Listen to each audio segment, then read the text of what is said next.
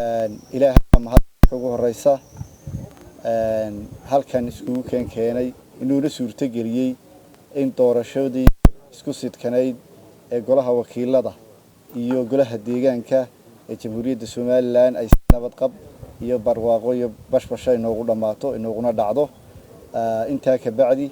waxa kale oo mahad celinayaa dhammaan dadweynaha Soomaaliland ay xaladahay codbixintaasi waxa kale oo mahad celinayaa asxaabta siyaasadda qaranka saddexda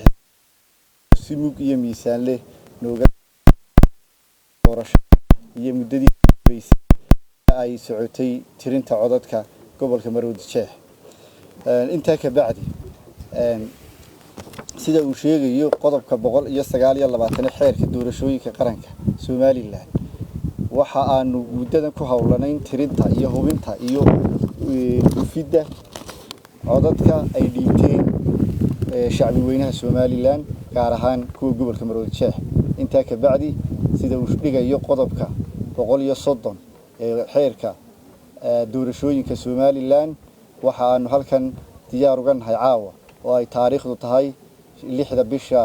6 2021 inaynu ku dhawaaqno baahinana liiska hordhaca ee mudanayaasha golaha wakiilada u soo baxay ama ku guuleystay asxaabta qaranka doorashadii dhacday 31 May 2021 haddaba anigoo hore ka geli doona liiska ama mudanayaasha magacyada akhri doona waxaynu ku bilaabi doonaa xisbiga u horeeyo UCID xisbigaas wadarta codadka gobolka uga codeeyay waxa weeye 46390 cod waxana uu ku guuleystay ama uu soo baxay 5 mudane oo kala ah Cabdinaasir Yuusuf Cismaan Qodax محمد خضر ظاهر موجي محمد جامع إسماعيل كودبور محمد اسمان محمد حسن سعيد محمود شنطة مضانة هدية أنت كدافو حسبك كل حاجة كلمية ودرتها جود عادتك وحوي طبعا كن بقول كن شن بقول يكو تضبية طبعا عاد kuwaasoo u suurto galiyay ku guuleystaan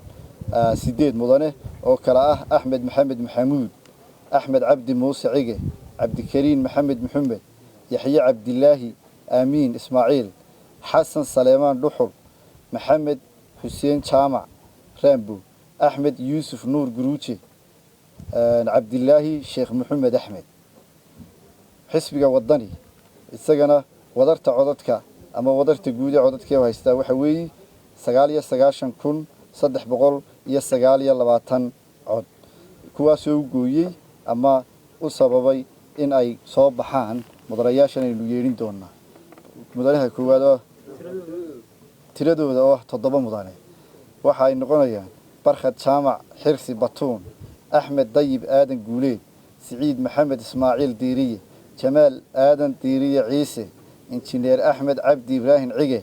حسين إسماعيل جامع حرسي إبراهيم محمد جامع تضبطا حبنود أما تضبطا مضانة كوجوليستي إنتاس وحين نكسو جبيننا حفلة دينن نكوش شاعينني أما مناسبة دينن نكوش شاعينني مضانياش كوجوليستي جمهورية الصومال لان قارهان قبل كمرود الشيخ